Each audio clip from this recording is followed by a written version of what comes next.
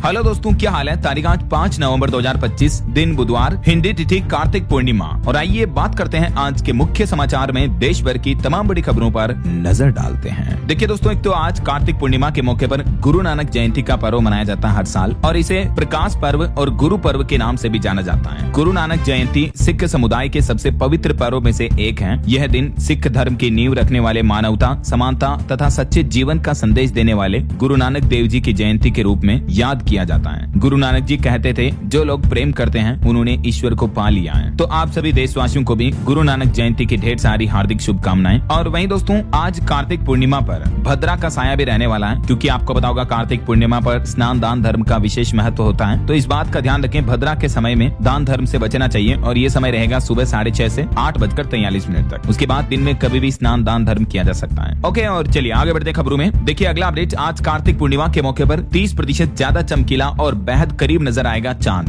जी हाँ दोस्तों, आज आपको चंद्रमा सुपर मून के रूप में दिखाई देगा, क्योंकि चंद्रमा जो कि पृथ्वी के चारों ओर ऑर्बिट में चक्कर लगाता है, तो अभी चंद्रमा पृथ्वी के सबसे नजदीक रहेगा। तो इस समय चंद्रमा धरती के सबसे ज्यादा करीब होने के चलते ज्यादा चमकीला और ज्यादा बड़ा अट्रैक्टिव नजर आता है, और इसे ही सुपर मून कहा जाता है। वैज्ञानिकों का कहना है दोस्तों कि आज चांद आपको 14% बड़ा और 30% ज्यादा चमकीला दिखेगा सामान्य दिनों के चंद्रमा की तुलना में, क्योंकि आज चंद्रमा पृथ्वी से लगभग 3,57,000 किलोमीटर ही दूर होगा। और इस सुपर मून का नजारा देख पाएंगे आज 5 नवंबर को शाम 6:30 बजे से ही देर रात तक, अगर मौसम साफ रहा तो, है ना। चलिए अगला अपडेट देखिए, आज बुधवार को गुरु नानक जयंती के कारण शेयर बाजार भी बंद रहेगा। BSE NSE पर हॉलीडे रहेगा, यानी शेयर मार्केट में ट्रेडिंग नहीं होगी, कारोबार नहीं होगा। इसके अलावा कई राज्यों में आज बैंक हॉलीडे भी रहेगी भारतीय रिजर्व बैंक RBI के कैलेंडर के मुताबिक। और सार्वजनिक छुट्टियों की भी घोषणा की गई है। 5 और 6 नवंबर को कई राज्यों में स्कूल भी बंद रहेंगे। आज गुरु नानक जयंती के मौके पर दिल्ली, NCR, उत्तर प्रदेश, हरियाणा, पंजाब, राजस्थान, बिहार, झारखंड, मध्य प्रदेश, महाराष्ट्र समेत कई राज्यों में स्कूलों में आज छुट्टी रहने वाली है। इसके अलावा कल 6 नवंबर को भी कुछ जगहों पर छुट्टी रहेगी। उत्तर प्रदेश के कई जिलों में गंगा स्नान को देखते हुए 6 नवंबर को ये छुट्टियों की घोषणा की गई है। और फिर आगे आने वाले 14 नवंबर को भी बाल दिवस के मौके पर कई राज्यों में स्कूल हॉलीडे रहेगा ना। चलिए खबरों में आगे बढ़े दोस्तों, इससे पहले एक श्रद्धांजलि। बीते दिन कुछ बड़ी दुर्घटनाएं देखने को मिली। एक तो बड़ी रेल दुर्घटना हो गई हमारे देश में। खड़ी मालगाड़ी से जा टकराई पैसेंजर ट्रेन, और इस घटना में अब तक मरने वालों का आंकड़ा 8 तक पहुंच चुका है। देर रात तक रेस्क्यू ऑपरेशन जारी रहा। ये घटना हुई छत्तीसगढ़ के बिलासपुर में, जहां एक खड़ी मालगाड़ी पर रेलवे ट्रैक से आ रही पैसेंजर ट्रेन टकरा गई।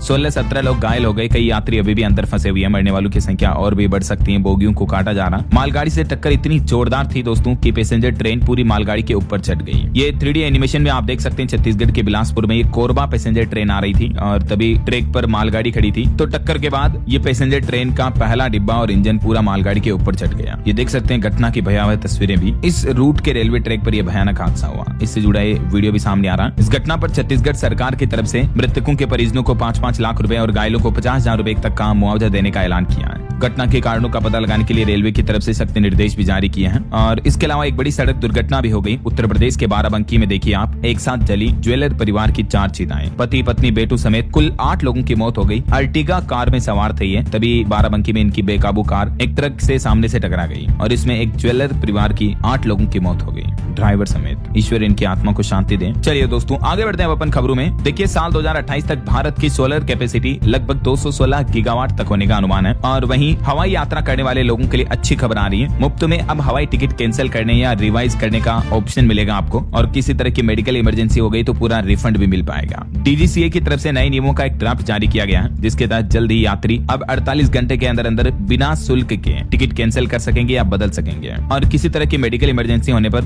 रिफंड या क्रेडिट सेल भी मिलेगा, और नाम सुधार पर भी कोई चार्ज नहीं लगेगा। तो एयरलाइंस टिकट को लेकर हवाई यात्रियों के लिए खुशखबरी है। 48 घंटे के अंदर फ्री टिकट कैंसिलेशन की फैसिलिटी मिलेगी, जिसका रिफंड भी 21 दिन के अंदर अंदर आपको फुल रिफंड भी मिल जाएगा। DGCA यानी directorate general of civil aviation की तरफ से इन नए नियमों के लिए ये ड्राफ्ट नोटिफिकेशन भी जारी किया है, और इस नियमों पर 30 नवंबर तक लोगों से सुझाव भी मांगे हैं। अगर सब कुछ ठीक ठाक रहा तो जल्दी ये न्यू रूल्स देखने को मिलेंगे आपको। 3 पॉइंट्स में समझ सकते हैं आपके नए नियमों में क्या क्या बदलाव करने जा रही सरकार। 48 आवर्स का लुक इन पीरियड मिलेगा, यानी सोचो समझो पसंद नहीं आया तो टिकट कैंसिल कर दो बिना कोई चार्ज लगे। और कैंसिल टिकट का रिफंड भी 21 वर्किंग डेज के अंदर अंदर देना होगा। तो हवाई यात्रा के टिकट से जुड़े सरकार सरकार ये जल्दी नए नियम लागू करने जा रही है। और चलिए अगला अपडेट देखिए। बिहार चुनाव के माहौल के बीच देश के परिवहन मंत्री नितिन गडकरी ने बड़ी घोषणा की। उन्होंने कहा कि बिहार की सड़कें अमेरिका जैसे बना दूंगा। चुनावी जनसभा को संबोधित करते हुए उन्होंने बिहार के रोड इंफ्रास्ट्रक्चर डेवलपमेंट को लेकर ये बातें कही। चलिए खबर देखिए दोस्तों। देश की वित्त मंत्री निर्मला सीतारमण ने दावा किया है कि अब तक हमारे देश में 2.5 करोड़ से भी ज्यादा लोगों को घोर गरीबी से बाहर निकाला गया, यानी एक्सट्रीम पुअर्टी से बाहर निकल चुके हैं 2.5 करोड़ से भी ज्यादा लोग। वित्त मंत्री की तरफ से ये कार्यक्रम के संबोधन के दौरान बड़ा दावा किया गया। और वहीं खबर आ रही, भारत और न्यूजीलैंड ने व्यापार समझौते के लिए अगले दौर की बातचीत भी शुरू कर दी है। वाणिज्य मंत्री पीयूष गोयल की तरफ से अपडेट दिया गया और इसी सप्ताह ऑकलैंड भी जाएंगे पीयूष गोयल इस बातचीत की समीक्षा को लेकर। चलिए सरकारी कर्मचारियों के लिए बड़ी खबर आ रही, 1 जनवरी 2026 से लागू होगा 8वां वेतन आयोग। इसकी शर्तों को भी औपचारिक मंजूरी मिल चुकी है सरकार की तरफ से।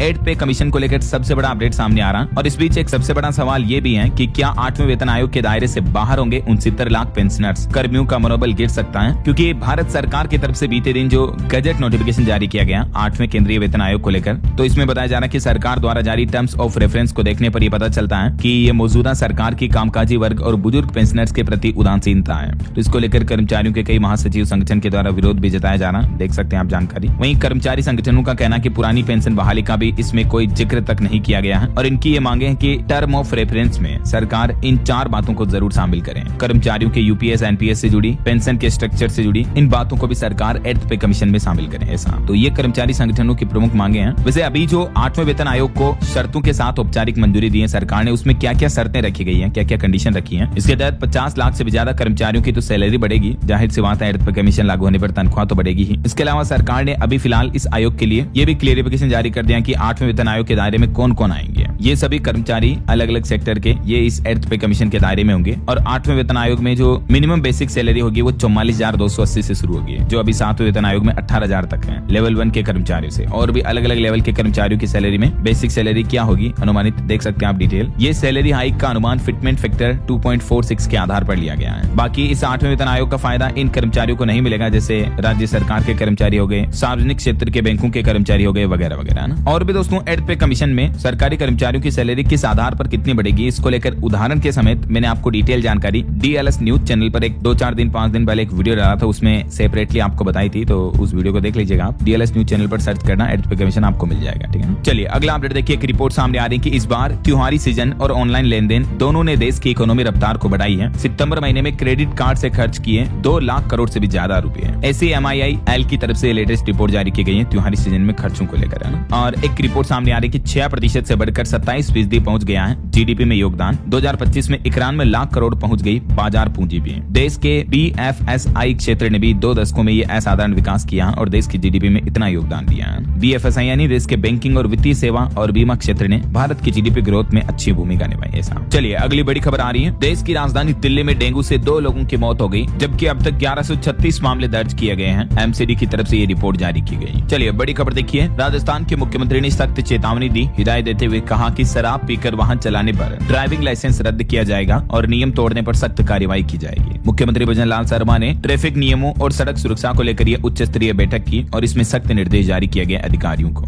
राजस्थान में लगातार भीषण सड़क हादसे बढ़ रहे हैं। उसके बाद मुख्यमंत्री भजन लाल शर्मा ने यह बैठक की और इसमें कहा कि ड्राइवर की आंखें भी अब चेक कराना जरूरी होगा, नियम तोड़ने पर लाइसेंस सस्पेंड होगा। ट्रैफिक गाइडलाइंस को लेकर ये देख सकते हैं राजस्थान सरकार का क्या प्लान है। 5 पॉइंट में उन्होंने सभी अधिकारियों को आदेश जारी किए। नशे में धुत तेज रफ्तार गाड़ी चलाने वाले ड्राइवर का लाइसेंस रद्द होगा। अभी एक दिन पहले आपको पता होगा राजस्थान के जयपुर में घटना हुई थी, जिसमें एक नशे में ट्रक ड्राइवर ने तकरीबन 17 लोगों को गाड़ियों को कुचल दिया, जिसमें से 14 लोगों की जान चली गई। तो इसी घटना के बाद राजस्थान के मुख्यमंत्री ने ये एक्शन लिया है। 15 नवंबर से लेकर 15 फरवरी के बीच सभी ट्रक ड्राइवरों की आंखों का भी चेकअप होगा। कम ज्यादा तो नहीं दिखता किसी को, ऐसा चश्मे वगैरह लगवाए जाएंगे ना। चलिए अगली खबर देखिए। प्रदूषण के मामले पर रिपोर्ट आ रही कि अक्टूबर महीने में देश के सबसे प्रदूषित शहरों में 6ठे नंबर पर रहा दिल्ली। टॉप 10 में उत्तर प्रदेश और हरियाणा के 4 शहर शामिल हैं। ये वो अक्टूबर के टॉप 10 सबसे प्रदूषित शहर हमारे देश के हैं। और वहीं खबर देखिए, यूपी की योगी सरकार ने भी नशे पर नकेल कसी। कोडीन युक्त कफ सिरप और नारकोटिक दवाओं के खिलाफ उत्तर प्रदेश में अब सख्त कार्रवाई होगी, क्योंकि पता चला कि इन दवाओं का इस्तेमाल नशे के लिए किया जाता है, तो इन दवाओं पर रोक लगाने के लिए सरकार ने विशेष टीमों का भी गठन किया है और कड़ी कार्रवाई का निर्देश भी दिया है। चलिए खबर देखिए, हरियाणा में सरकारी कॉलेजों में सहायक प्रोफेसरों के लिए ऑनलाइन स्थानांतरण यानी ट्रांसफर की प्रक्रिया शुरू हो चुकी है और इस प्रक्रिया में आयु, जेंडर, दिव्यांगता और सेवा अवधि जैसे कारकों पर महत्व दिया जाएगा। वहीं खबर आ रही है हरियाणा में बेरोजगार युवाओं को भी मिलेगी आर्थिक सहायता। बेरोजगारी भत्ता के लिए ऑनलाइन आवेदन भी शुरू हो चुका है। हरियाणा रोजगार विभाग की तरफ से 1 नवंबर से ही ये बेरोजगारी भत्ता योजना शुरू की है। 21 से 35 साल तक के युवा इस पोर्टल के माध्यम से hrex.gov.in के जरिए आवेदन कर सकते हैं और नियम और शर्तें ये हैं कि आवेदन 3 साल से रोजगार विभाग में पंजीकृत होना चाहिए और 12वीं पास होना चाहिए। पारिवारिक आय सालाना 3 लाख से कम होनी चाहिए। तब ऐसे युवाओं को 12वीं पास को 1200 रूपए और स्नातक को 2000 रूपए हर महीने बेरोजगारी भत्ते के रूप में दिए जाएंगे।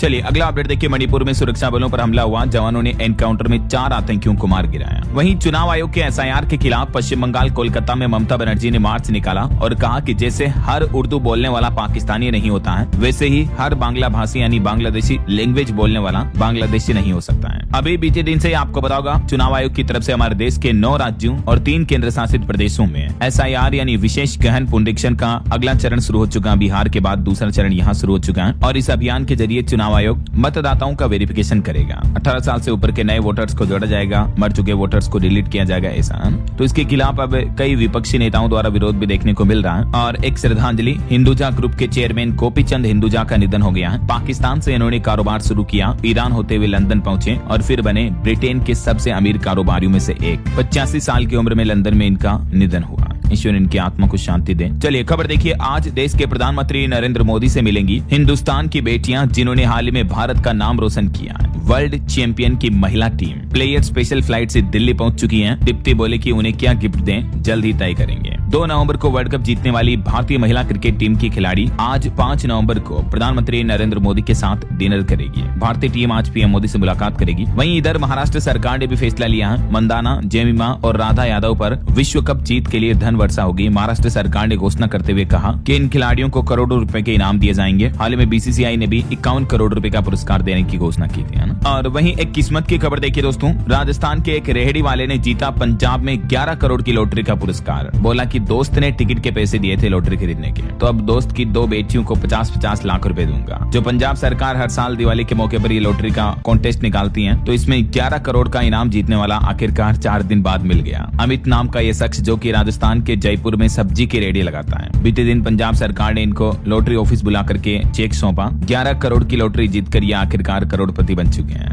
मैनी कांग्रेट्स इनको। अच्छा वैसे लॉटरी से याद आया, हाल ही में दोस्तों दुबई में UAE में भी एक भारतीय ने 240 करोड़ की लॉटरी जीती थी। जी हाँ, लिटरली बिलीव नहीं होगा, आपको गूगल करके देखना, आपको पता चल जाएगा। अबू धाबी में रहने वाले 29 वर्षीय भारतीय प्रवासी अनिल कुमार बोल्ला ने UAE की अब तक की सबसे बड़ी लॉटरी जीती है, जिसकी रकम है 100 मिलियन दिरहम, यानी हमारे भारतीय रुपए में लगभग 240 करोड़ रुपए, ऑलमोस्ट 250 करोड़ रुपए। यार मतलब लक भी लक होता है यार। वो कहते हैं ना कि किस्मत बड़ी कुछ चीज होती है। खैर मैनी कांग्रेट्स जिनको भी जीते हैं उन सबको। चलिए अगली खबर देखिए, टेस्ला की ड्राइवरलेस कार हरियाणा के गुरुग्राम पहुंची। AI आधारित सेंसर, कैमरे और रडार सिस्टम से लेस है ये। अभी सिर्फ इसकी बुकिंग होगी, 1 महीने बाद डिलीवरी मिलना शुरू हो जाएगी। चलिए खबर देखिए, राजस्थान में बॉर्डर पर ड्रोन ने खोजे दुश्मनों के ठिकाने। रेत के धोरों पर दहाड़ रहे हैं टैंक। आसमान से राफेल ने भी टारगेट हिट किया। राजस्थान के जैसलमेर में जो तीनों सेनाओं का युद्धाभ्यास चल रहा है, इसमें इंडियन आर्मी के सभी जवानों का जांबाज हौसला देखने को मिल रहा है। दुश्मन देश पाकिस्तान हर रोज चिंतित है कि इतना बड़ा युद्धाभ्यास कभी नहीं देखा,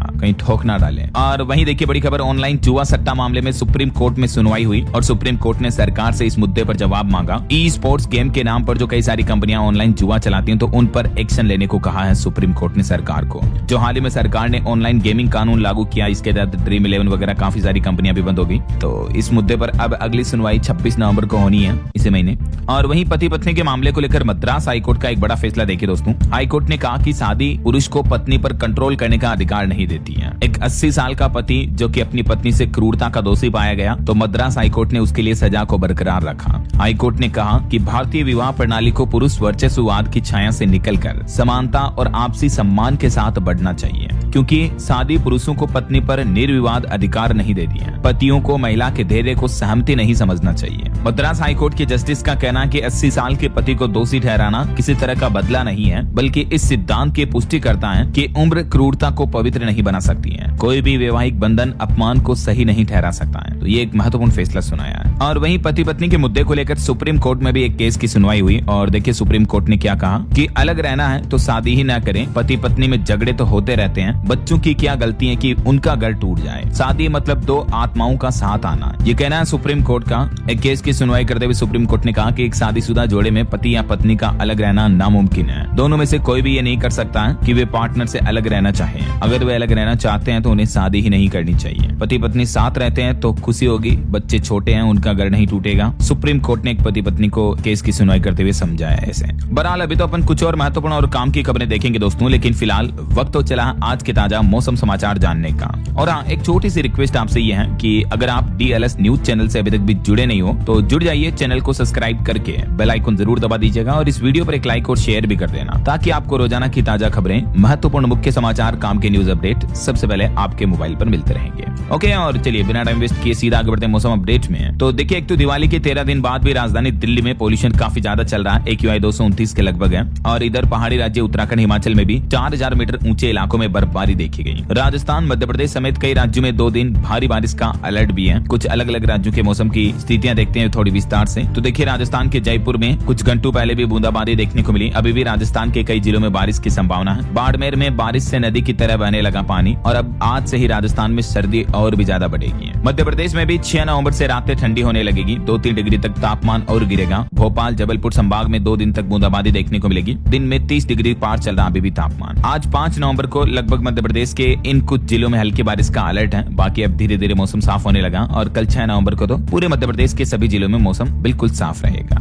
वहीं देखिए, पहाड़ी राज्यों में उत्तराखंड में 7 जिलों में बारिश देखने को मिली। ऊंचाई वाले इलाकों में बर्फबारी की भी चेतावनी। निचले क्षेत्रों में कोहरा छाया हुआ, ठंड अब बढ़ने लगी है। और हिमाचल प्रदेश में भी सुबह सुबह 6 बजे तक बारिश और बर्फबारी का अलर्ट जारी हुआ। शिमला और मनाली में चल रही ठंडी हवाएं। 3 शहरों में हिमाचल में तापमान माइनस में चल रहा है। इधर पंजाब चंडीगढ़ में आज से बदलेगा मौसम। 2 दिन हल्की बारिश के आसार रहेंगे। कोहरा छाने का भी अनुमान जारी हुआ। खन्ना और लुधियाना की हवा भी काफी ज्यादा प्रदूषित हुई। वहीं झारखंड राज्य में ठंड ने पकड़ी रफ्तार। उत्तर पश्चिमी हवाओं ने बदला मौसम। रांची में 24 घंटे में 2.5 डिग्री तक गिरा पारा। प्रदेश में ठिठुरन भी बढ़ी है। उत्तराखंड हिमाचल समेत मौसम विभाग का कहना है कि पहाड़ी राज्यों पर पश्चिमी विक्षोभ पहुंच चुका है। इसके चलते जम्मू, उत्तराखंड, हिमाचल वगैरह इन राज्यों में बारिश और बर्फबारी की चेतावनी जारी की गई है। वहीं दक्षिण भारत के राज्यों में जैसे कर्नाटक, बेंगलोर में फिर से बरसेंगे बादल। अगले 4 दिनों में हल्की से मध्यम बारिश के आसार हैं। बंगाल की खाड़ी में एक निम्न दबाव का क्षेत्र बन रहा, इस वजह से पूर्वोत्तर भारत में भी बारिश के आसार रहेंगे। और इधर मणिपुर, मिजोरम में भी हलचल फिर से बढ़ेगी। बाकी और भी अगले 24 घंटों के दौरान देश भर में मौसम की संभावित गतिविधियां क्या रह सकती हैं, स्काईमेट वेदर की रिपोर्ट के मुताबिक ये जानकारी भी आप देख सकते हैं स्क्रीन पर। और अंतर्राष्ट्रीय मौसम पर एक बड़ी खबर देखिए दोस्तों, एक और चक्रवाती तूफान ने भयंकर तबाही मचाई। फिलीपींस में तूफान काल मेघी के कारण दर्जनों लोगों की मौत हो गई। एक तो सेना का हेलीकॉप्टर भी गिर गया। बताया जा रहा है कि फिलीपींस में आए इस तूफान की वजह से बीते 24 घंटों के दौरान 46 लोगों की जान जा चुकी है। अभी इससे पहले एक मेलिसा चक्रवात तूफान आया था जब भारत में मोन्था चक्रवात चल रहा था, राइट। तो दुनिया में अभी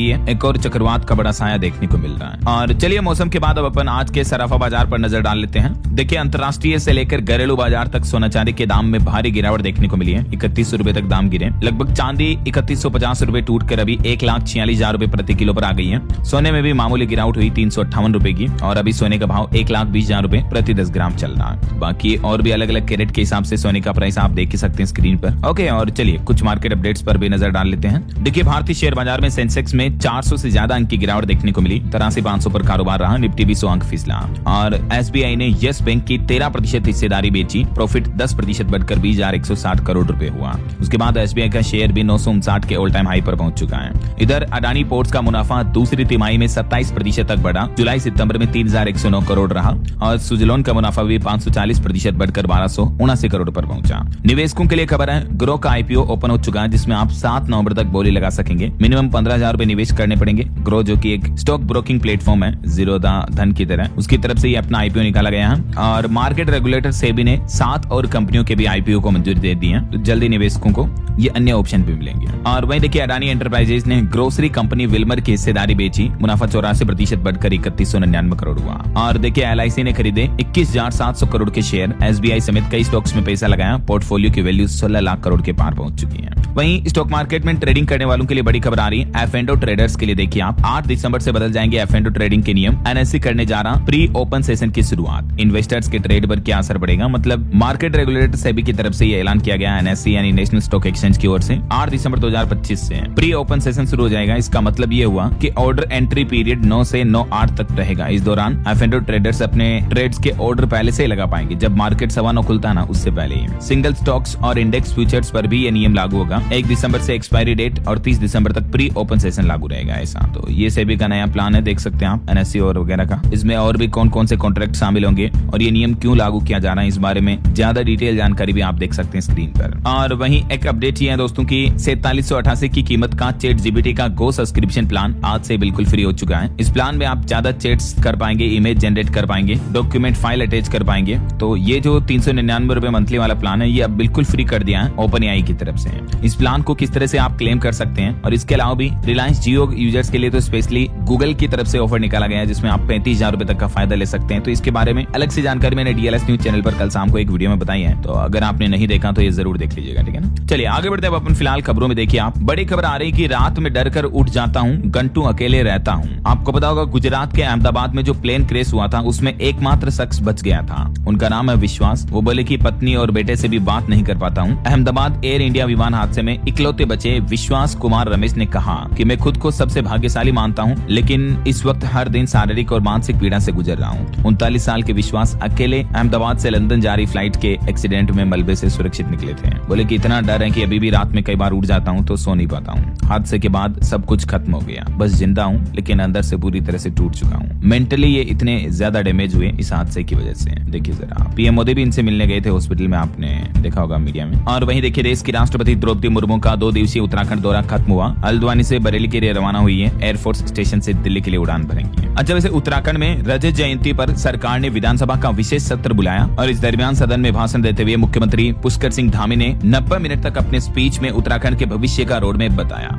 वो बोले कि उत्तराखंड का होगा 21वीं सदी का तीसरा दशक, जनता के सहयोग से नंबर 1 राज्य बनेगा। इस दरमियान सदन में वोट चोर गद्दी छोड़ के नारे भी लगे। कई पक्ष विपक्षी राजनेताओं ने एक दूसरे के खिलाफ ये नारेबाजी भी की है ना। और भूकंप पर खबर आ रही, आंध्र प्रदेश के विशाखापट्टनम समेत कई जिलों में भूकंप के झटके लगे। रिएक्टर स्केल पर तीव्रता 3.7 रही है। गनीमत रहेगी, जान माल का नुकसान नहीं हुआ। और खबर देखिए, दिल्ली हाईकोर्ट का कहना है कि मीडिया अदालत की मामूली टिप्पणियों को सनसनी खबर बना रही है, जो कि चिंताजनक है। और वहीं खबर देखिए दोस्तों, आगरा के ताजमहल में शिव तांडव मंत्र पढ़ा। बाल विदुषी बोली कि ये तेजो महालय है। 11 वर्ष की उम्र में सुना चुकी है 35 कथाएं। और आगरा ताजमहल के अंदर कथावाचिका बाल विदुषी लक्ष्मी ने शिव तांडव मंत्र का पाठ किया। उनका ये 1 मिनट 10 सेकंड का वीडियो सामने आ रहा, जो अभी सोशल मीडिया पर काफी वायरल हो रहा है। तो इस मसले को लेकर तेजो महालय केस के पक्षकार का भी कहना कि ये स्त्रोत का पाठ करना इसमें कुछ गलत नहीं है। वैसे हाल ही में आगरा में आई लव मोहम्मद के खिलाफ लोगों ने I love Mahadev, I love Yogi ji के पोस्टर भी लहराए थे। चलिए दोस्तों, रेल यात्रियों के लिए बड़ी अच्छी खबर आ रही है। देखिए आप, रेलवे की अनोखी तकनीक, ट्रेन 180 की स्पीड से दौड़ी लेकिन गिलास का पानी तक भी नहीं छलका। स्वदेशी तकनीक से बनी वंदे भारत स्लीपर ट्रेन को 800 टन रेक भार के साथ चलाया गया और इसका परीक्षण किया, जो कि बिल्कुल सफल रहा। राजस्थान के कोटा में Vande Bharat sleeper train 180 kilometre प्रति घंटा की रफ्तार से दौड़ी।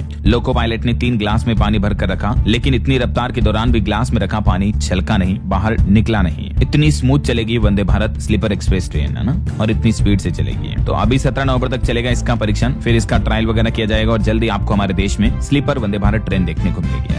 चलिए बिहार चुनाव से जुड़े कुछ अपडेट देखिए। बिहार में 6 और 11 नवंबर को सरकारी छुट्टी की घोषणा की है। बिना काम किए लोगों को पैसा मिलेगा। निजी संस्थानों में भी सवैतनिक अवकाश रहेगा। विधानसभा चुनाव के मौके पर यह फैसला लिया गया है। और इसके अलावा पहले चरण की 121 सीटों पर चुनाव प्रचार भी थम चुका है। केंद्रीय मंत्री ललन सिंह पर FIR दर्ज हुई। कहा था कि वोटिंग के दिन कुछ नेताओं को घर से निकलने मत देना। अब कल 6 नवंबर को बिहार चुनाव के पहले चरण में 18 जिलों की कुल 121 सीटों पर वोटिंग होनी है। वहीं देखिए इधर मुजफ्फरपुर में चिराग की जनसभा में हंगामा हुआ। लोगों ने फेंकी कुर्सियां, क्योंकि वो 5 घंटे देरी से पहुंचे तो भीड़ बेकाबू हो गई। तो फिर 5 मिनट में ही निकल गए केंद्रीय मंत्री। वहीं बीजेपी नेता RK सिंह बोले कि सरकार ने अडानी से गलत समझौता किया, CBI जांच होनी चाहिए। बिहार में 62,000 करोड़ का बिजली घोटाला हुआ है। बिहार में विधानसभा चुनाव के पहले चरण के मतदान से ठीक 2 दिन पहले बीजेपी के नेता और पूर्व केंद्रीय मंत्री RK सिंह ने प्रदेश में ये 62,000 करोड़ के बिजली घोटाले का भी आरोप लगाया है। इधर देखिए तेजस्वी यादव का कहना है कि माई बहन योजना का एक मुश्त 30,000 रूपए देंगे। सरकार बनी तो कर्मचारियों का 70 किलोमीटर के दायरे में तबादला होगा। 14 जनवरी को खाते में आ जाएगा पैसा।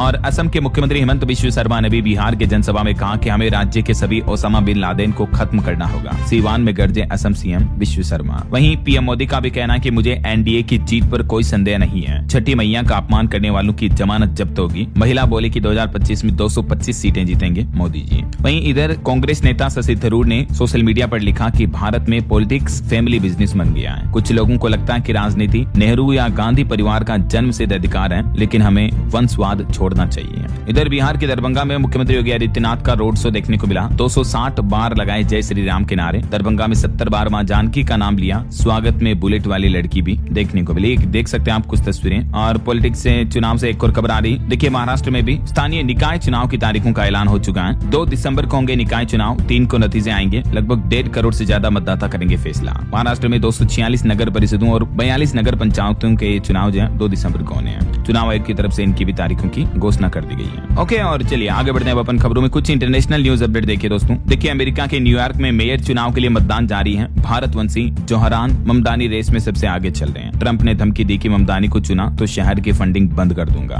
देखिए मतलब यार, अमेरिका में भी डेमोक्रेसी अब तानाशाही में बदलती नजर आ रही है। वहीं इधर बांग्लादेश में कट्टरपंथियों के आगे झुके यूनुस स्कूलों में म्यूजिक टीचर्स की भर्ती रद्द कर दी क्योंकि संगीत को इस्लाम के खिलाफ बताया था। तो अब बांग्लादेश की मोहम्मद यूनुस सरकार ने स्कूलों में म्यूजिक टीचर्स को और उनकी भर्ती को पूरी तरह से रद्द कर दिया है। और खबर है मेक्सिको में ड्रग माफिया पर एयर स्ट्राइक करेगा अमेरिका। खुफिया एजेंसी CIA भी इसमें शामिल होगी। सेना भेजने पर जल्दी फैसला लेंगे ट्रंप। वहीं खबर आ रही कि इंडिया एक बिग प्लेयर है। रूस यूक्रेन के बीच जंग को वही खत्म कर सकता है। फिनलैंड के राष्ट्रपति को पीएम मोदी पर भरोसा है और उन्होंने खुद भारत और प्रधानमंत्री नरेंद्र मोदी पर भरोसा जताते हुए कहा कि आप रूस यूक्रेन जंग को खत्म कर सकते हैं। और एक दुख भरी खबर देखिए दोस्तों। एक बेगुनाह भारतीय जिसे 43 साल तक अमेरिका में जेल की सजा मिली और अब जाकर वो जेल से बरी हुआ तो बरी होते ही देश छोड़ने का फरमान भी जारी कर दिया। हालांकि अब कुछ अमेरिकी अदालतों ने इन पर रोक लगाई है। अमेरिका में 43 साल तक झूठे आरोप में जेल में रहे थे ये भारतीय मूल के सुब्रमण्यम वेदम। ये उनकी वो तस्वीर है जब अभी वो जेल से रिहा हुए हैं और ये उनकी वो तस्वीर है जब ये पुराने समय में यंग थे और इन पर झूठे आरोप लगे जब ये 19 साल के थे। तो इन पर किसी की हत्या के आरोप लगे थे क्योंकि उस शख्स को बस आखिरी बार केवल इनके साथ देखा गया था। एकमात्र यही सबूत था जिसके आधार पर इन्हें दोषी ठहरा दिया गया। 1980 का ये मामला है और इन्हें जेल भेज दिया गया। देखिए जरा, लेकिन अभी जाकर पता चला कि इनका हत्या का जो आरोप था वो झूठा साबित हुआ क्योंकि इस साल अगस्त में एक नया सबूत मिला था और ये भी पता चला था कि इनके केस में जो सरकारी वकील था उसने उस सबूत को कई सालों से छुपा के रखा था, वरना ये कई साल पहले ही बरी हो जाते हैं। मैं तो कहता हूँ ऐसे सरकारी वकील को अब इतने साल वापस जेल में रखना चाहिए क्योंकि इनकी तो जिंदगी बर्बाद कर दी ना। क्या मतलब निकला। ये 1980 में इस फोटो में जब वो 19 साल के थे अपने दोनों वकीलों के साथ आए और अभी देखिए आप जब ये जेल से रिहा हुए तो कितने बूढ़े हो चुके हैं और इनको कितना आघात लगा होगा कि जिस अपराध को इन्होंने किया ही नहीं उसके लिए 43 साल जेल की सजा। इंसानियत से भी मैं कह रहा हूँ भरोसा उठ गया होगा इनका। सच में क्या कहना चाहोगे दोस्तों आप इनके बारे में? आपकी राय विचार कमेंट करके बताइएगा जरूर। और खबर आ रही पूर्व अमेरिकी राष्ट्रपति डिक चेनी का भी निधन हो चुका है। चलिए आगे बढ़ते खबरों में। देखिए आप, उत्तर प्रदेश में कुछ नियमों में संशोधन किया। अब रोजाना 12 घंटे काम करने पर सप्ताह में मिल सकेगी 3 दिन की छुट्टी। महिलाओं को भी राहत मिलेगी। यूपी की औद्योगिक इकाइयों में अब काम के नियमों में ये बदलाव किया जा रहा। एक तो अब महिलाएं भी रात की पाली में काम कर सकेगी जैसा हाल ही में दिल्ली सरकार ने ये राहत दी थी। इसके अलावा अगर कोई व्यक्ति लगातार 12 घंटे प्रतिदिन काम करता है तो सप्ताह में 3 दिन की छुट्टी ले सकेगा, वो लीव मिल सकेगी। समझ रहे हो? तो यूपी सरकार ये वर्किंग आवर्स के कानून में जल्दी बदलाव करेगी। और वहीं योगी सरकार ने किसान भाइयों को भी बड़ा तोहफा दिया। चावल मिलों को 1% रिकवरी छूट मिलेगी। धान कुटाई पर सीधे बढ़ेगी किसानों की कमाई भी। रिकवरी छूट मिलने से राइस किसानों की, राइस मिलों की लागत कम होगी तो इसका सीधा फायदा राइस किसानों को मिलेगा ना। और एक अनोखी खबर देखिए दोस्तों, दुबई में केवल इंडिकेटर ऑन नहीं करने पर लगा 25,000 रुपए का जुर्माना। अब इस मुद्दे को लेकर सोशल मीडिया पर भी काफी बहस छिड़ गई है। एक भारतीय मूल के व्यापारी ने सोशल मीडिया पर अपना किस्सा साझा किया तो उनके इस किस्से के बाद भारत में भी ट्रैफिक नियमों को लेकर ये जोरदार चर्चा होने लगी है कि इतने सख्त ट्रैफिक रूल्स अगर भारत में भी बना दिए जाएं तब जाकर सड़क हादसों पर लगाम लग सकेगी। राइट, वैसे आपकी क्या राय है इस पर? क्या वाकई में इतने टाइट सख्त रूल होने चाहिए? आपकी राय विचार कमेंट में बताइएगा जरूर। और वहीं खबर देखिए, 6 घंटा 40 मिनट में पूरी होगी दिल्ली से फिरोजपुर की दूरी। नई वंदे भारत ट्रेन का शेड्यूल जारी हो चुका है। 7 नवंबर से इस रूट पर ये ट्रेन पटरी पर रफ्तार बढ़ने लगेगी। चलिए अगला अपडेट देखिए, दिव्यांग उम्मीदवारों को बड़ी राहत दी है सरकार ने। ऑन स्क्राइब की सुविधा को फिर से बहाल कर दिया है। दिव्यांग जन सशक्तिकरण विभाग की तरफ से ये नया स्पष्टीकरण जारी किया। कॉम्पिटिशन एग्जाम में अब ऑन स्क्राइब रख सकेंगे प्रतियोगिता परीक्षाओं में उम्मीदवार। ये नया आदेश जारी हो चुका फिर से। और बिजली के निजीकरण को लेकर देखिए, देशव्यापी आंदोलन की तैयारी में है ऊर्जा विभाग। 15 तारीख से होंगे राज्यवार सम्मेलन और 30 जनवरी 2026 को इसके बारे में रैली भी होगी। उत्तर प्रदेश में होने जा रहे बिजली के निजीकरण यानी प्राइवेटाइजेशन के खिलाफ अब ऊर्जा विभाग देशव्यापी आंदोलन की तैयारी कर रहा है। National coordination committee of electricity employees and engineers की भी मुंबई में इस मुद्दे को लेकर बैठक हुई, जिसमें यह डिसीजन लिया गया। और वहीं देखिए उत्तर प्रदेश में फार्मेसी संस्थानों में भी बड़ा बदलाव किया जा रहा। अब 12वीं पास को मिलेगा सीधा प्रवेश, विशेष चरण से कई सुविधाएं भी मिल पाएगी। उत्तर प्रदेश के कॉलेजों में इंजीनियरिंग की तरह प्रदेश के फार्मेसी संस्थानों के लिए भी अब 12वीं पास स्टूडेंट को ये सीधा मौका मिल पाएगा। और वहीं खबर है पूरे उत्तर प्रदेश में 4 दिन तक नहीं होंगे बेनामे। सभी उप निबंधक कार्यालयों में 8 से लेकर 11 नवंबर तक सर्वर बदलने का काम चलेगा। ठीक है, तो इस दौरान रजिस्ट्री संबंधित प्रक्रिया के काम पूरी तरह से ठप रहेंगे 4 दिन तक। बिजनौर जिले समेत उत्तर प्रदेश के सभी डिस्ट्रिक्ट में आपको ये बदलाव देखने को मिलेगा रजिस्ट्री डिपार्टमेंट की तरफ से। और खबर है हिमाचल प्रदेश में सड़कों के अब छोटे छोटे टेंडर लगाए जाएंगे, छोटे ठेकेदारों को मिल सकेगा काम। हिमाचल के मुख्यमंत्री सुखविंदर सिंह सुक्खू की कैबिनेट बैठक में ये फैसला लिया गया। वहीं खबर है मध्य प्रदेश में भी बिजली कंपनी ने नया फरमान जारी किया। कृषि फीडरों पर 10 घंटे से ज्यादा बिजली आपूर्ति पर कटेगा अफसरों का वेतन भी। 10 घंटे से ज्यादा अगर बिजली काटी जा रही है तो क्यों काटी जा रही है, इसके पीछे पूरा प्रॉपर कारण भी बताना होगा। चलिए अगला अपडेट देखिए। भारत के गोल्ड रिजर्व पर डेटा सामने आ रहा है कि देश का स्वर्ण मुद्रा भंडार पहली बार 100 अरब डॉलर के पार पहुंच चुका है। 25.5 टन सोने की खरीद की आरबीआई की तरफ से और भारतीय रिजर्व बैंक ने खुद ऑफिशियली डेटा जारी किया, देख सकते हैं आप। वहीं भारत में बेरोजगारी दर पर भी रिपोर्ट चौंकाने वाली आ रही है कि पिछले 6 महीने के शीर्ष पर पहुंच चुकी है बेरोजगारी दर हमारे देश में बढ़कर। वैसे कृषि के क्षेत्र में भी इस साल 1 करोड़ से ज्यादा रोजगार मिले हैं, लेकिन ग्रामीण इलाकों में रोजगार घटने के कारण देश में बेरोजगारी दर अक्टूबर 2025 में बढ़कर पिछले 6 महीनों के सबसे उच्चतम स्तर पर पहुंच चुकी है, 7.5% के लगभग। बाकी पिछले महीनों के कुछ डेटा भी आप देख सकते हैं। चलिए खबर आ रही महाराष्ट्र में बाढ़ से हुए नुकसान का जायजा लेने के लिए केंद्रीय टीम पहुंच चुकी है। इसरो के प्रतिनिधि भी इसमें शामिल हैं। मुआवजे का आकलन सर्वे के बाद किया जाएगा। और G20 की एक रिपोर्ट सामने आ रही कि 23 साल में भारत के शीर्ष 1% अमीरों की संपत्ति 62% तक बढ़ी है। अभी दुनिया भर में वैश्विक असमानता आपात स्तर पर पहुंच चुकी है। ये G20 रिपोर्ट के डेटा भी आप देख सकते हैं। वहीं एक और रिपोर्ट देखिए, भारत में कॉर्पोरेट समझौते 6 तिमाहियों के सबसे उच्चतम स्तर पर चल रहे हैं। अभी 999 सौदों में 44.3 अरब डॉलर के लेन देन हुए हैं। चलिए खबर आ रही है हरियाणा में शुरू होगी medical airlift service. Private aviation company ने सरकार को यह प्रपोजल दिया, 6 हेलीपैड के जरिए पूरा देश कवर होगा।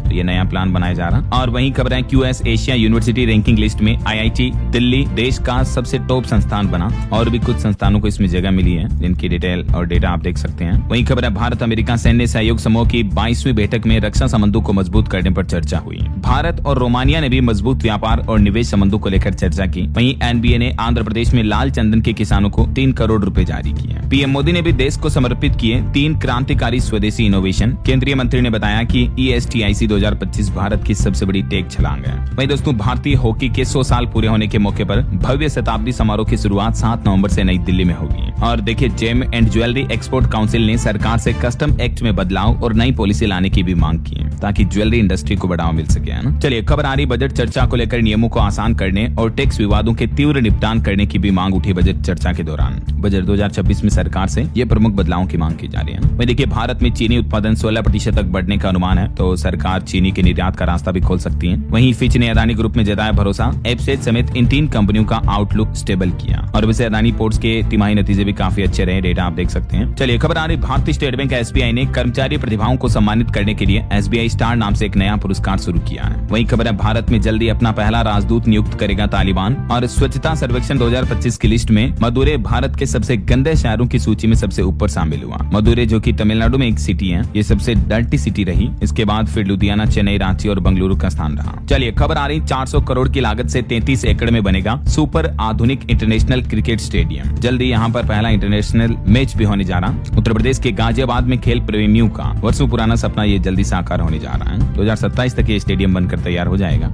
और वहीं देखिए हरियाणा सरकार का एक बड़ा तोहफा, जनवरी 2026 से पार्ट टाइम और डेली वेज वर्कर्स की सैलरी भी बढ़ेगी। 3 कैटेगरी में बांटे गए, इसके लिए सैलरी वगैरह को लेकर देख सकते हैं आप जानकारी भी। और खबर है उपराष्ट्रपति CP राधाकृष्णन आज 5 नवंबर को छत्तीसगढ़ के नवा रायपुर में एक कार्यक्रम भाग लेने के लिए छत्तीसगढ़ का दौरा करेंगे।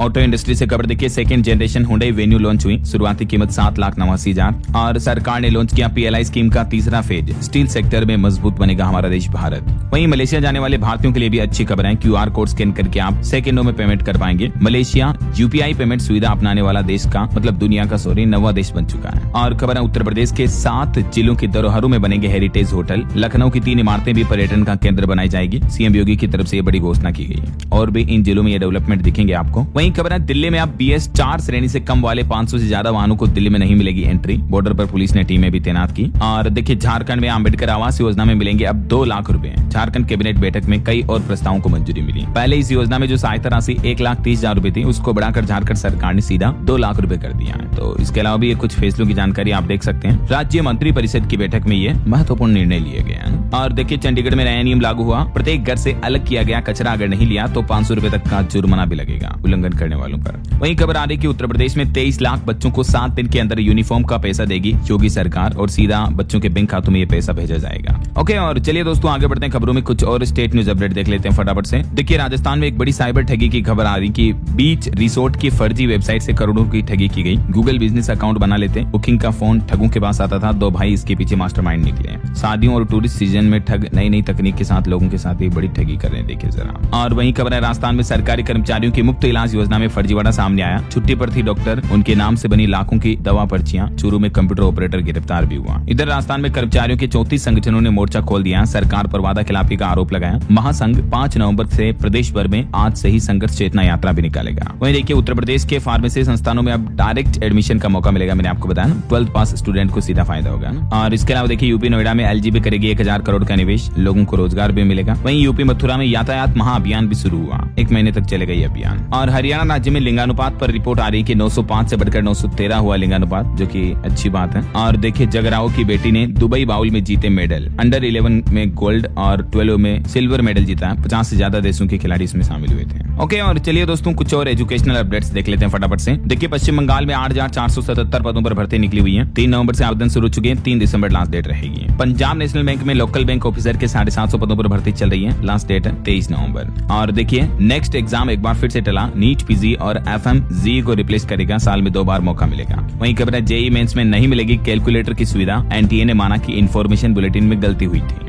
और पंजाब नेशनल में भी LBO के 750 पदों पर भर्ती चल रही है। तो ग्रेजुएट्स के लिए मौका है। 3 तारीख से इसमें आवेदन चालू है। वही देखिए SSC ने जारी की 3500 भ्रष्ट शिक्षण कर्मचारियों की सूची। सुप्रीम कोर्ट के आदेश के बाद ये कार्यवाही हुई। और देखिए QS world university ranking Asia 2026 की लिस्ट भी जारी हुई, जिसमें भारत की एक भी यूनिवर्सिटी टॉप 50 में तक नहीं है। जबकि इस लिस्ट में पाकिस्तान की 82 यूनिवर्सिटीज को जगह मिली, देखिए जरा। और वहीं दोस्तों आज देवों की दीपावली भी है। उत्तर प्रदेश वाराणसी काशी समेत कई जगहों पर ये देव दिवाली का पर्व भव्य तरीके से मनाया जाएगा। आप सभी को ढेर सारी हार्दिक शुभकामनाएं। ओके, और चलिए अंत में आज के राशिफल पर नजर डाल लेते हैं। देखिए सिंह और मकर राशि वालों को सितारों का साथ मिलेगा और प्रमोशन के भी योग बनेंगे। वहीं मिथुन राशि वालों को प्रॉपर्टीज में भी फायदा मिलेगा। और भी कुछ अलग अलग राशियों का राशिफल आप देख सकते हैं स्क्रीन पर। और हाँ दोस्तों, आप मुझे कमेंट करके बताइए कि भारत के सबसे प्रदूषित शहरों की लिस्ट में किस राज्य का शहर टॉप नंबर 1 पर रहा है। कमेंट करके बताइए। सही जवाब देने वाले लोगों को रैंडमली सेलेक्ट होने पर DLS न्यूज टीम की तरफ से एक शानदार सरप्राइज गिफ्ट जीतने का मौका मिलेगा। और इसी के साथ ही अगर आपको वीडियो अच्छा लगा तो इसे लाइक करना, शेयर भी करना। DLS न्यूज चैनल को सब्सक्राइब करके बेल आइकन